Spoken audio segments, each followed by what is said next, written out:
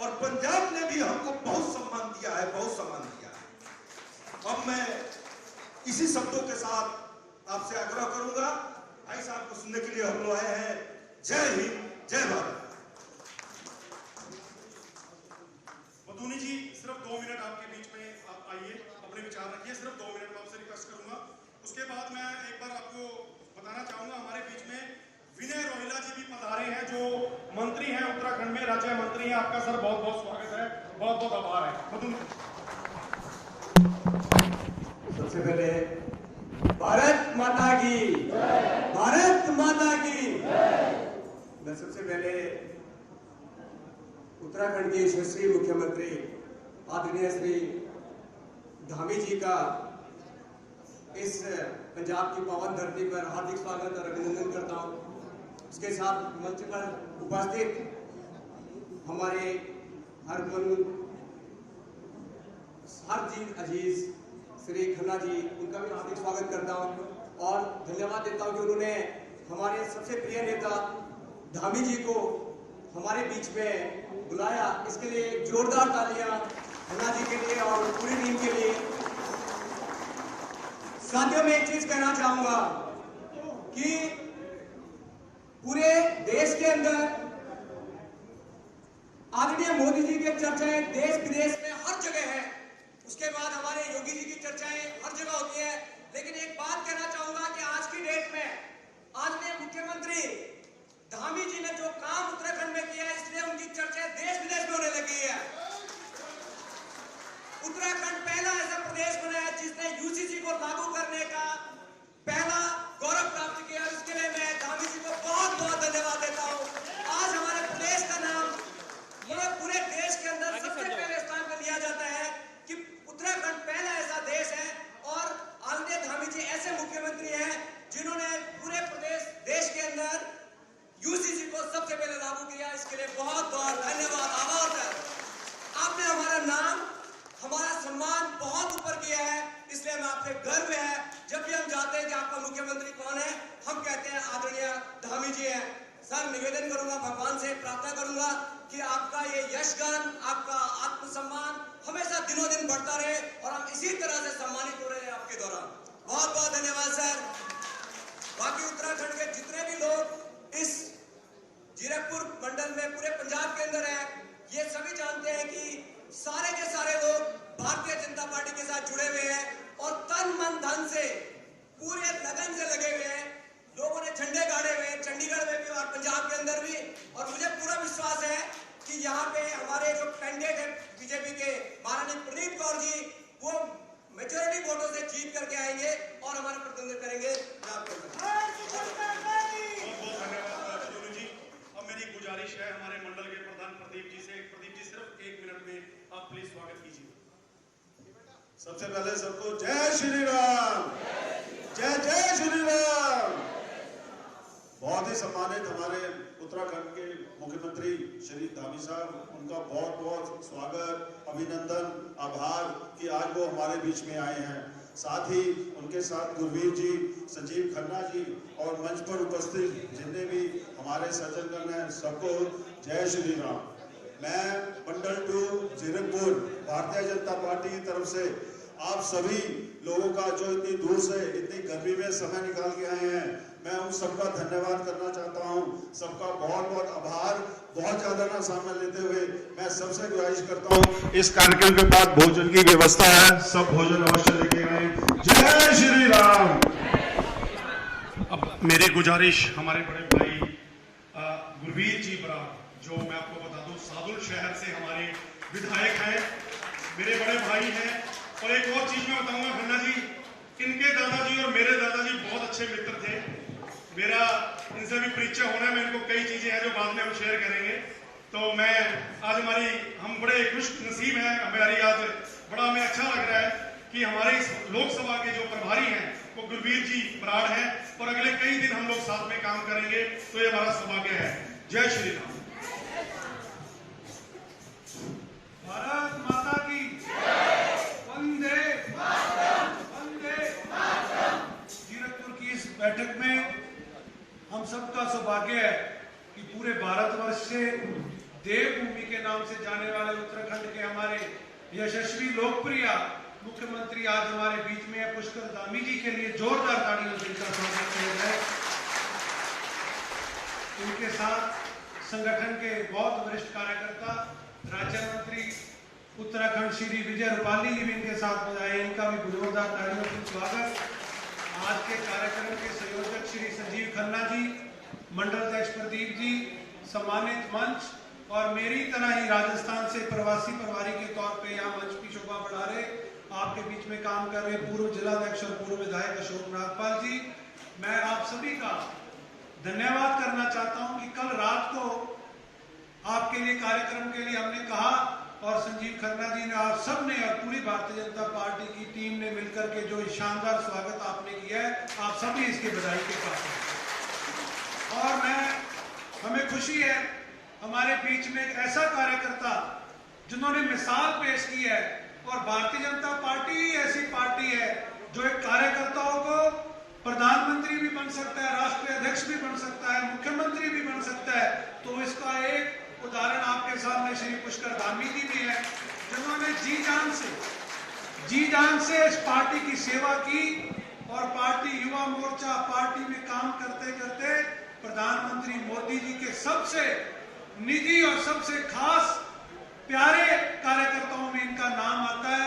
और उसी का नतीजा है कि मैं आप सब लोगों को इस बात की बधाई भी देता हूं, उत्तराखंड वासी इस बात के खुशनसीब हैं कि जिस भारतीय जनता पार्टी की स्थापना होने के समय 3 संकल्प जो पहले अधिवेशन में लिए गए, उन 3 संकल्पों में जहां 370 की धारा तोड़ना, दूसरा राम मंदिर का निर्माण करना और तीसरा यूनिफॉर्म सिविल कोड लेकर के आना, 2 सपने हमारे देश के पूरे हो चुके हैं।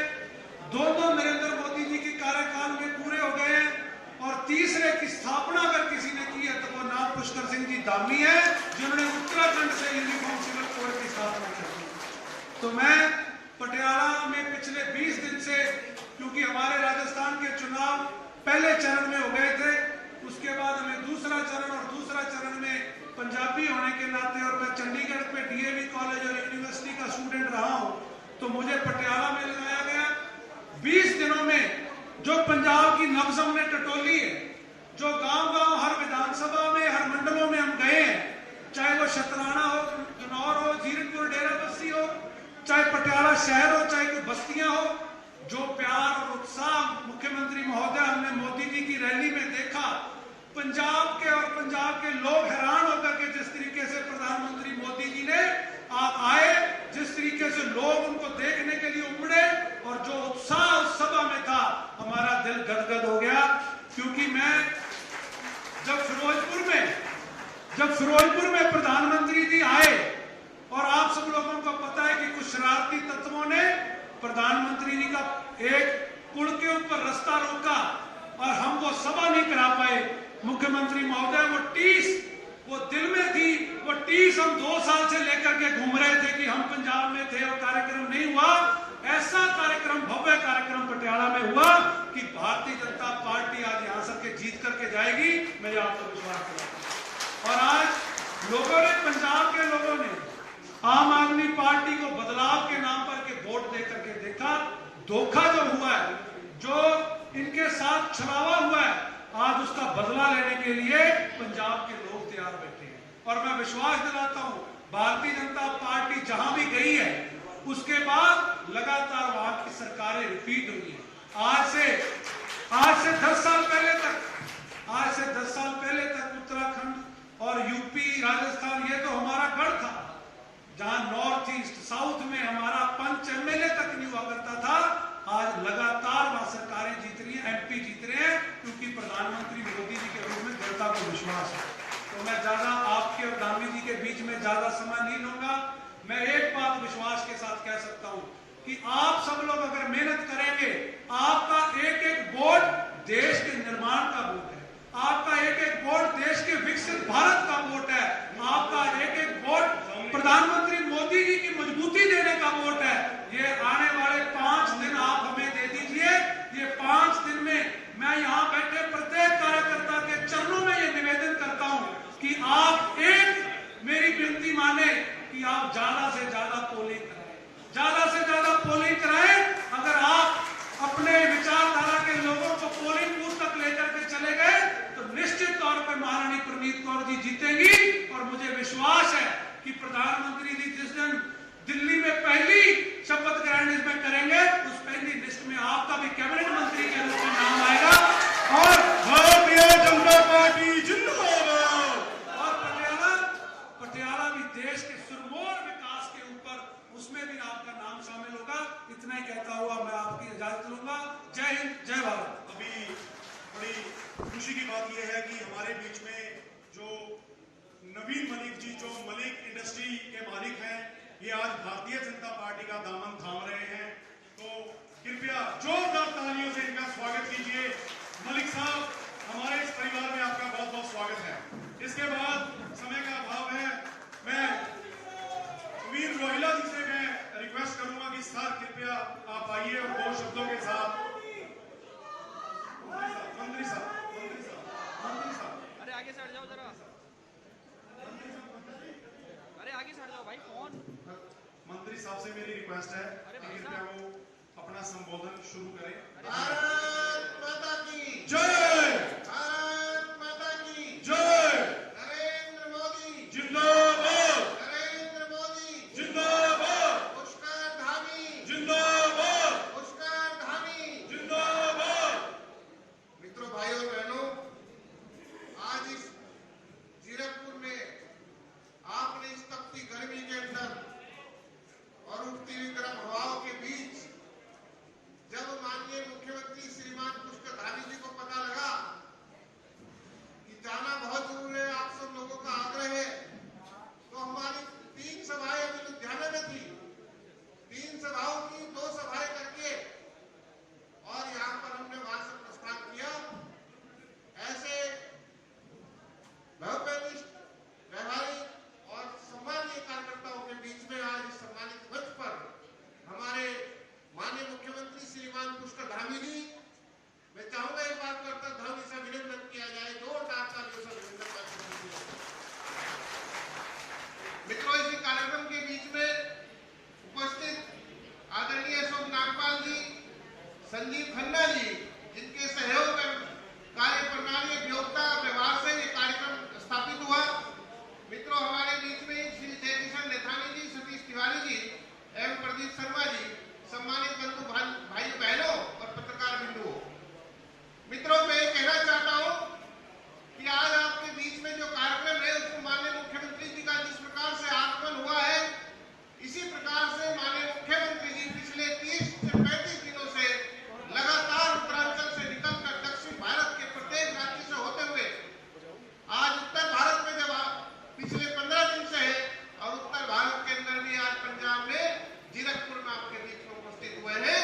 मित्रों, पूरे भारत में माननीय मोदी जी की राम नाम लेकर जहां जहां पहुंचे हैं, जब मुख्यमंत्री जी तेलंगाना में 48 डिग्री टेम्परेचर पर पहुंचे तो वहां 30,000 की भीड़ ने मुख्यमंत्री जी का स्वागत करते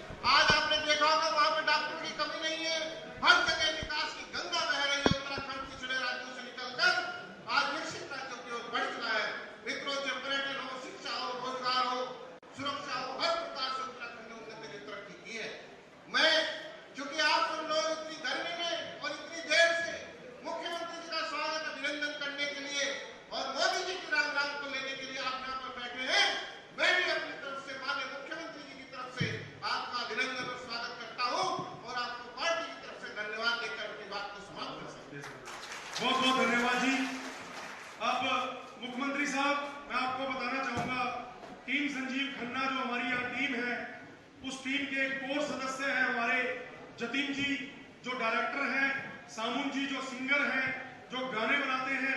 पिछले दिनों इन्होंने 10 दिन पहले मोदी जी पर एक गाना बनाया जिसकी लॉन्चिंग हमने यहाँ जीरकपुर में करी, खन्ना जी ने उसकी लॉन्चिंग करी।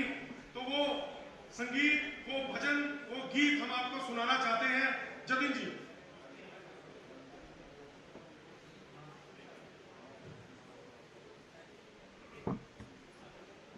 करिए शुरू।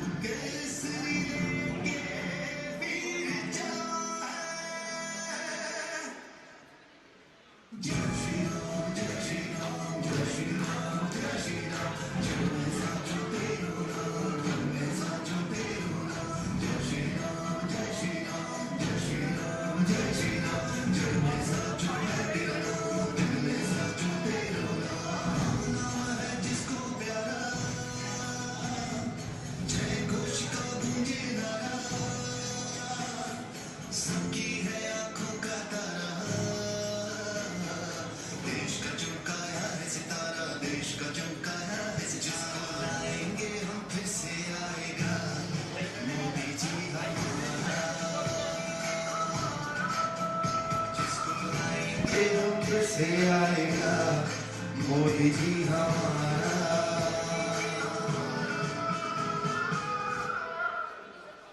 चट्टान की तरह हर एक कदम बढ़ाया, आंधी से लड़के राम मंदिर बनवाया। श्री राम की जय जयकार हुई है, पूरे भारत में भगवान लहराया। ऐसा काम किया है इतिहास में, होगा ना दोबारा। जिसको लाएंगे हम फिर से आएगा मोदी जी हमारा। जिसको लाएंगे हम फिर से आएगा मोदी जी हमारा।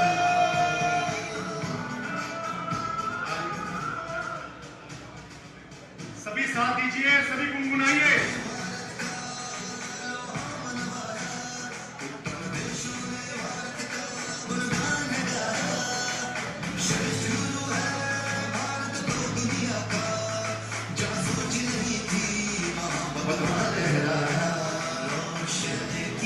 भारत नाम को देखे जग सारा। जिसको लाएंगे हम फिर से आएगा मोदी जी हमारा। जिसको लाएंगे हम फिर से आएगा मोदी जी हमारा।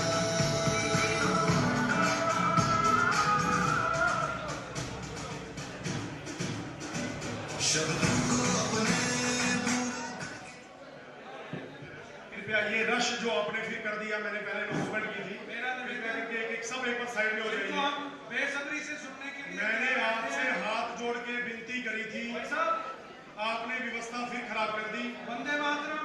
सिक्योरिटी के जो मेरे साथी हैं उनसे गुजारिश है कि कृपया वो सबको मंच से हटा दें। ये लेफ्ट हैंड में जितने लोग खड़े हैं कृपया वो हट जाइए।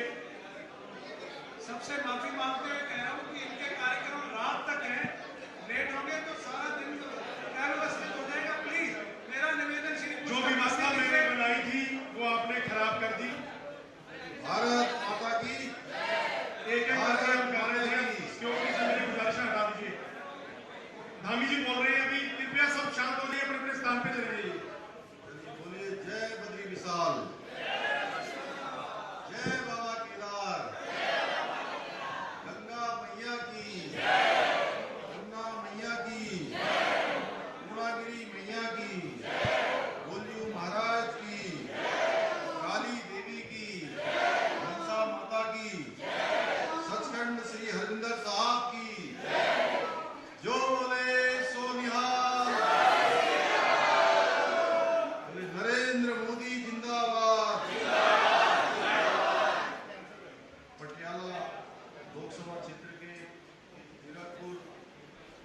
की इस सभा में यहाँ पर मंच पर आसीन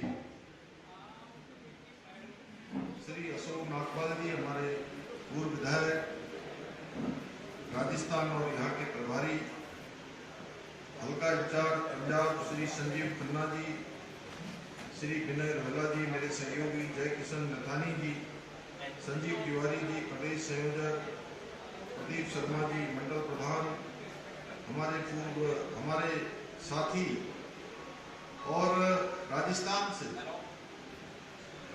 जिनको विधायक के रूप में विधायक का दायित्व वहाँ की जनता ने दिया है, बहुत ही लोकप्रिय विधायक मेरे साथी भाई गुरवीर सिंह जी, सुधीर जी, कीर्तिपाल जी, हमारे चंद्रमोहन मिश्रा जी, बसंत बलोनी जी, सुनीता जी, रेणु जी एवं मंच पर आसीन हमारे सभी पदाधिकारीगण, सभी नेतागण, आज इनकी ज्वाइनिंग हुई है हमारे उद्योग जगत के ऐसे बहुत ही प्रतिष्ठित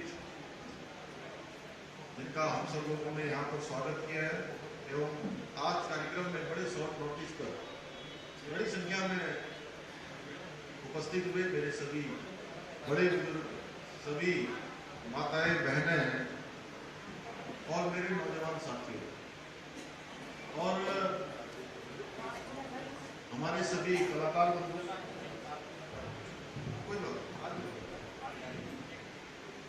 बंधु,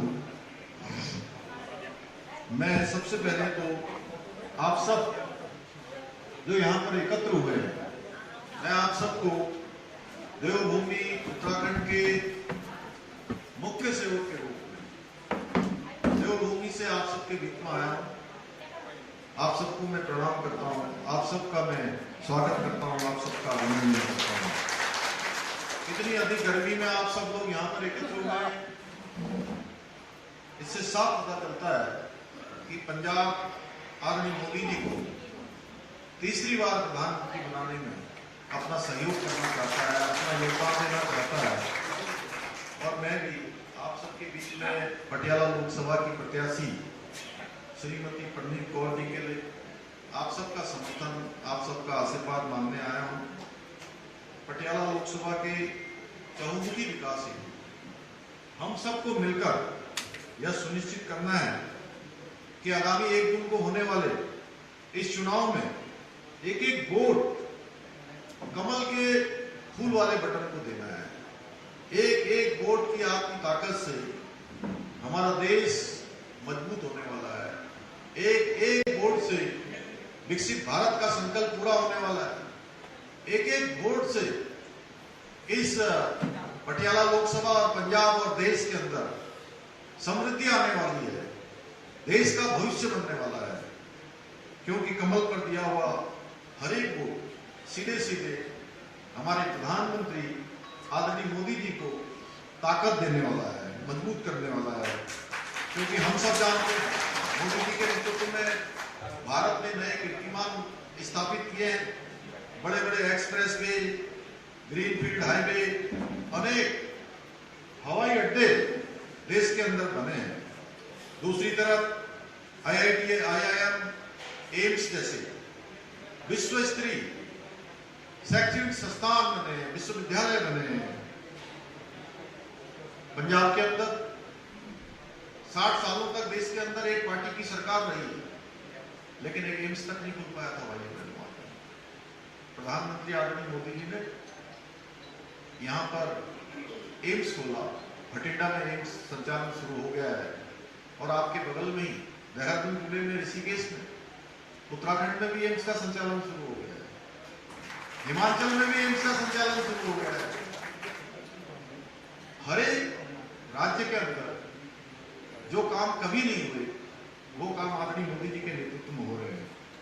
आज भारत मैन्युफैक्चरिंग का, इनोवेशन का एक बड़ा हब बन रहा है, जिसके कारण आज रोजगार भी बढ़ रहा है, हमारी आर्थिकी भी बढ़ रही है, अर्थव्यवस्था भी बढ़ रही है। यही कारण कि आज भारत दुनिया की 5वीं सबसे बड़ी अर्थव्यवस्था बन गया है। पहले के समय में भारत रक्षा के उपकरण दूसरे देशों से खरीदता था, लेकिन मोदी जी के बनने के बाद आज हजारों करोड़ के रक्षा के उपकरण दूसरे देशों को निर्यात करता है, 85 से भी ज्यादा देशों को। G20 जैसे सफल आयोजन देश के अंदर होते हैं, हम सब ने देखा होगा। इससे पूरी दुनिया के अंदर हमारे देश की साख बढ़ी है, हमारी पहचान बढ़ी है, हमारी सामर्थ्य बढ़ी है। भाइयों बहनों, मोदी जी ने देश के हर एक गरीब के लिए योजना बनाई है, हर एक गरीब के कल्याण के लिए योजना बनाई है। अनेक योजनाएं हम सब जानते हैं, जन धन योजना हो, प्रधानमंत्री आवास योजना हो, आयुष्मान भारत योजना हो, गरीब कल्याण अन्न की योजना हो, उज्ज्वला योजना हो, जल जीवन की मिशन की योजना हो, भाइयों बहनों किसान समृद्धि योजना हो, लखपति दीदी योजना हो, या ड्रोन दीदी योजना हो, या हर बेटी बचाओ बेटी पढ़ाओ अभियान हो, इज्जत घर देश के अंदर बनाने की बात है। कितनी कठिनाइयों में लोगों का जीवन बीतता था, उन सब से उबारने का काम, हर एक व्यक्ति के जीवन को आगे बढ़ाने का काम 2014 के बाद जो मोदी जी की योजना है, उन्होंने व्यक्ति सामान्य से सामान्य व्यक्ति के जीवन को भी आसान बनाने का काम किया है।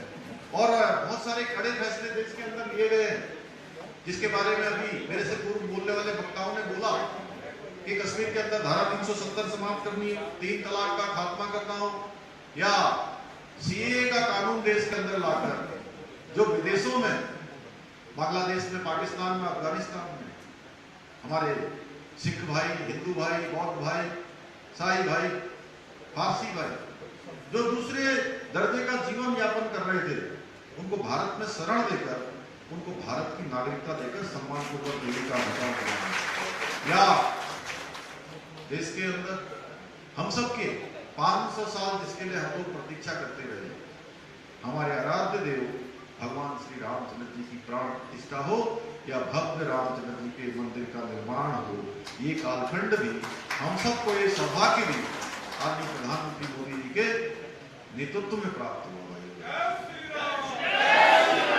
भाइयों बहनों, आदरणीय मोदी जी ने अनमोल सिख विरासत की रक्षा और संस्कृति के विस्तार पर भी लगातार काम किया है। लगातार उन्होंने, जब अफगानिस्तान में उथल पुथल मच गई थी, तो उस उथल पुथल के समय में पूज्य गुरु ग्रंथ साहब की 3 ऐतिहासिक स्वरूपों को अफगानिस्तान से पूरे सम्मान के साथ भारत में लाने का काम किया। आप सबको पता है, 10वें गुरु गोविंद सिंह जी की जयंती भारत और दुनिया में विभिन्न हिस्सों में भव्यता के साथ मनाई गई। करतारपुर साहब के दर्शन करना, सीधे सीधे प्रत्यक्ष दर्शन का अवसर मिलना, यह भी मोदी जी के कालखंड में संभव हुआ। करतारपुर कॉरिडोर बनाने का काम हुआ। पहले श्रद्धालु दूरबीन से वहां के दर्शन करते थे। भाइयों बहनों, आज आदरणीय मोदी जी के नेतृत्व में करतारपुर कॉरिडोर का निर्माण कराया गया, जिससे अब उस पुण्य धरा पर जाकर वहां दर्शन कर आशीर्वाद ले रहे हैं। और चाहे गुरु गोविंद सिंह जी के शहजादों ने, जिन्होंने दीवार पर चुना जाना स्वीकार किया, लेकिन उन्होंने झुकना स्वीकार नहीं किया। उन्होंने कहा कि हम ईमान के सच्चे, हम धर्म के सच्चे, हम झुक नहीं सकते, हम रुक नहीं सकते, हम गुरु गोविंद सिंह के बच्चे, हम धर्म के रक्षा के लिए अपने प्राणों का बलिदान देना स्वीकार करा। भाइयों बहनों, उनके नाम से 26 दिसंबर को वीर बाल दिवस पूरे देश और दुनिया के अंदर आज मनाया जा रहा है। माननीय प्रधानमंत्री जी ने वो इतिहास पूरी दुनिया के सामने रखा। भाइयों बहनों, थोड़ी देर के लिए आप सोचें कि इतना बलिदान का इतिहास, इतनी शहादत का इतिहास ये देश दुनिया को बताया नहीं गया। आखिर क्यों? आखिर किसकी देश के अंदर सरकारें रही लंबे समय तक देश आजादी के बाद? आदरणीय मोदी जी ने आज पूरी दुनिया के सामने उन वीर शहजादों का जो इतिहास है वो रखने का काम किया है। भाइयों बहनों, इसके साथ साथ जो उत्तराखंड में हमारे यहाँ हेमकुंड साहब है, कल से हेमकुंड साहब की यात्रा प्रारंभ हो गई है। कल से कपाट खुल गए हैं। आने वाले समय में हेमकुंड साहब जाने के लिए जो यात्रा 3 दिनों में, 4 दिनों में पूरी होती थी, कठिन यात्रा, पैदल यात्रा, पहाड़ों की यात्रा, वो यात्रा भी बहुत आसानी से हो पाएगी। 12 किलोमीटर का रोपवे का शिलान्यास माननीय प्रधानमंत्री जी ने किया है, जिससे केवल 45 मिनट में ये यात्रा पूरी होगी। हजारों करोड़ रुपए जो है इसके लिए स्वीकृति प्राप्त हो गई है। भाइयों बहनों, हमारी सरकार उत्तराखंड के अंदर अनेक काम माननीय प्रधानमंत्री जी के मार्गदर्शन में कर रही है, जिससे कि उत्तराखंड के अंदर भी सुख शांति हो, उत्तराखंड भी तेजी से आगे बढ़े, विकास के राह पर आगे चले, विकास का डबल इंजन और तेज गति से चले। उसके लिए अभी बताया जैसे हमारे बलोनी जी ने कि उत्तराखंड हिंदुस्तान का पहला राज्य बन गया देश आजादी के बाद, जहां रहने वाले हर एक व्यक्ति के लिए, चाहे वो किसी जाति का होगा, किसी पंथ का होगा, किसी वर्ग का होगा, किसी भी समुदाय का होगा, सबके लिए अब एक समान कानून होगा भाइयों। और ये देश के अंदर देश की आजादी के बाद से लेकर लगातार ये संकल्प रहा। और ये संकल्प अभी भाई गुरवीर ने बताया कि देश के अंदर 3 संकल्प लिए गए थे, 3 संकल्पों में से 2 देश के अंदर पूरे हो गए हैं, तीसरा उत्तराखंड से इस गंगोत्री की शुरुआत हो गई है। और भारतीय जनता पार्टी के संकल्प पत्र में जो देश के सामने प्रस्तुत किया गया है, पूरे देश के सामने संकल्प रख दिया गया है कि समान नागरिक संहिता पूरे देश के अंदर होगी। भाइयों बहनों, आज मोदी जी भारत को पूर्ण विकसित राष्ट्र बनाने के लिए काम कर रहे हैं, लगातार आगे बढ़ रहे हैं, लगातार प्रयत्न और प्रयास कर रहे हैं। दूसरी तरफ जो विपक्ष है वो हमेशा तुष्टीकरण की राजनीति कर रहा है। कांग्रेस और आम आदमी पार्टी जैसे ये आम आदमी पार्टियां, कांग्रेस पार्टी, ये केवल और केवल तुष्टीकरण की बात कर रही है। एक विशेष प्रकार का जो इनका वोट बैंक है उसको फायदा पहुंचाने के लिए दिल्ली में भी काम कर रहे हैं, अन्य स्थानों पर जहां भी इनकी सरकारें हैं वहां काम कर रही है। इस प्रकार की नीतियां बना रही हैं जिससे कि देश के बहुसंख्यक समाज के साथ नाइंसाफी हो। तुष्टीकरण की राजनीति करते हुए कांग्रेस ने अन्य पिछड़ा वर्ग का आरक्षण एक विशेष वर्ग के लोगों को दे दिया है। भाई जो संविधान नहीं कहता है वो काम करते हैं। अभी बंगाल में कलकत्ता हाईकोर्ट का 3 दिन पहले फैसला आया है कि 10% का आरक्षण इन्होंने एक वर्ग विशेष के लोगों को देकर वहां पर तुष्टीकरण का खेल खेला। ये बार बार कहते हैं कि मोदी जी आएंगे, भाजपा आएगी, एनडीए आएगी तो संविधान खत्म हो जाएगा। भाइयों बहनों, ये केवल भ्रम फैलाने का काम है। मोदी जी पिछले 10 साल से 400 के आसपास सीटों के साथ सरकार में है, पूर्ण बहुमत की सरकार में है, और देश के लिए वो फैसले लिए गए हैं जो फैसले कभी नहीं लिए गए। उल्टा संविधान समाप्त करने जैसा काम, संविधान से खिलवाड़ करने का काम, संविधान से छेड़छाड़ करने का काम ये कर्नाटका में भी कर रहे हैं। कभी भी जो है आरक्षण किसी धर्म के आधार पर देने का भारत का संविधान में कोई प्रावधान नहीं है। इन्होंने कर्नाटका में ये काम कर दिया, इन्होंने ये काम संयुक्त आंध्र प्रदेश में कर दिया, और ममता दीदी पिछले कई सालों से 10% का आरक्षण एक वर्ग विशेष के लोगों को दे रही है। और जब कलकत्ता हाईकोर्ट इस पर रोक लगाती है तो ये उसको हाईकोर्ट के निर्णय को भी चुनौती देने का काम करती है। इनके लिए आप जो संवैधानिक संस्थाएं हैं, देश के राष्ट्रपति, उपराष्ट्रपति, ऐसे पदों का भी ये माहौल उड़ाते हैं, मजाक उड़ाते हैं। भाइयों बहनों, आदरणीय मोदी जी ने कहा है, खुले मन से कहा है कि जब तक वो हैं कांग्रेस के इस प्रकार के जो मंसूबे हैं वो कभी पूरे नहीं होने देंगे। भाइयों बहनों, आदरणीय मोदी जी ने सीए लाकर आम नागरिकों को समानता का अधिकार देने की बात कही, तो ये कहते हैं देश के अंदर समानता का अधिकार यूसीसी लाएंगे, हम कहते हैं, भारतीय जनता पार्टी कहती है, मोदी जी कहते हैं, तो ये कहते हैं कि हम पर्सनल लॉ लागू करेंगे, देश के अंदर शरिया कानून लागू करेंगे। भाइयों बहनों, अब तो कांग्रेस तुष्टीकरण की राजनीति पर इतना नीचे गिर गई है कि कांग्रेस के नेता ये कहते हैं इनहेरिटेड टैक्स लगाएंगे। इनहेरिटेंस टैक्स जानते हैं, विरासत टैक्स। सैम त्रोदा कह रहे थे वहां कि ऐसी व्यवस्था होनी चाहिए, और ये भी कहते हैं कांग्रेस की सरकार आएगी तो जो आपने अपने संपत्ति आपने मेहनत से अर्जित की है, आपने परिश्रम से आपने जमीन जायदाद बनाई है, तो आपके बाद ये पूरी की पूरी आपके बच्चों को नहीं मिलेगी। कहते हैं इसमें से 50% जब्त कर लेंगे और वो 50% एक वर्ग विशेष के लोगों को दे देंगे, क्योंकि ये कहते हैं कि देश के आर्थिक संसाधनों पर पहला अधिकार एक वर्ग विशेष के लोगों का है। भाइयों बहनों, देश की जनता अब इनकी असलियत जान चुकी है। अब वो किसी भी कीमत पर इनके झांसे में आने वाली नहीं है, क्योंकि देश आज कार्य प्रणाली देख रहा है कि मोदी जी किस प्रकार काम कर रहे हैं। एक पल रुके बिना, एक पल थके बिना लगातार देश को आगे बढ़ाने का काम कर रहे हैं।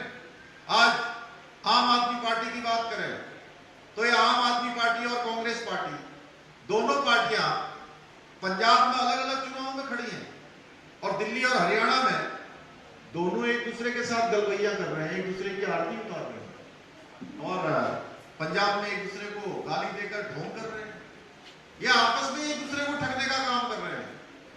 तो आप स्वयं अंदाजा लगा लीजिए कि जब आपस में भी ये लोगों को ठग रहे हैं, एक दूसरे पार्टियां एक दूसरे को ठगने का काम कर रही है, तो ये जनता को भी ठगने का इनका पूरा प्लान है। ये दिल्ली और पंजाब में लोग आज अपने आप को ठगा हुआ महसूस कर रहे हैं। जो ये बड़े बड़े वायदे करके सरकार में आए, उसके बाद इन्होंने कोई काम नहीं किया। भाइयों बहनों, करोड़ों का भ्रष्टाचार करने वाली आप पार्टी के सर्वे सर्वा जेल की चक्की पूछ चुके हैं। इनके पास कांग्रेस और आम आदमी पार्टी के पास कोई विजन भी नहीं है, कोई नीति भी नहीं है। ये लोग केवल और केवल किसी तरह सत्ता प्राप्त करना चाहते हैं। भाइयों बहनों, मैं देश के विभिन्न राज्यों में चुनाव प्रचार के लिए जा रहा हूं। हर जगह पूरे देश के अंदर मोदी जी की लहर दिखाई दे रही है, भारतीय जनता पार्टी की लहर दिखाई दे रही है। आदरणीय मोदी जी ने पंजाब के लिए 2 लाख करोड़ से भी ज्यादा की योजनाएं यहाँ के लिए दी हैं। अनेक इसमें कई ग्रीनफील्ड हाईवे, आरओबी, ओवरब्रिज और एक्सप्रेसवे शामिल है।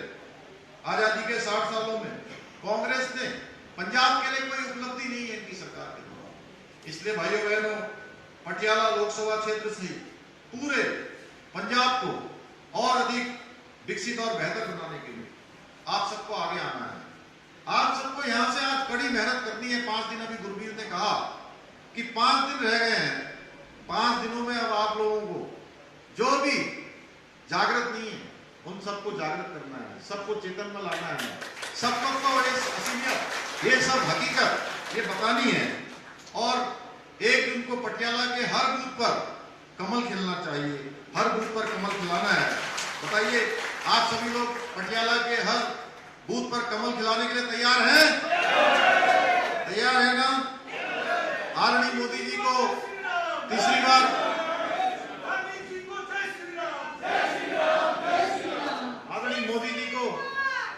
आदरणीय मोदी जी को तीसरी बार प्रधानमंत्री बनाने के लिए तैयार है ना? उधर से भी तैयार है, उधर से भी तैयार है। आपका जोश और आपका उत्साह देखकर मेरे मन में अब कोई संदेह नहीं है। मुझे विश्वास हो गया है कि आगामी 1 जून को भारी से भारी संख्या में कमल पर वोट देकर आप सब प्रनीत कौर जी को विजय बनाकर आदरणीय प्रधानमंत्री मोदी जी को तीसरी बार प्रधानमंत्री बनाने में और लोकतंत्र के इस महायज्ञ में अपना योगदान देंगे। इसी आशा और विश्वास के साथ मैं अपनी बात को समाप्त करता हूं। आप सबको बहुत बहुत धन्यवाद, आप सबको प्रणाम। जय हिंद, जय भारत, जय श्री राम।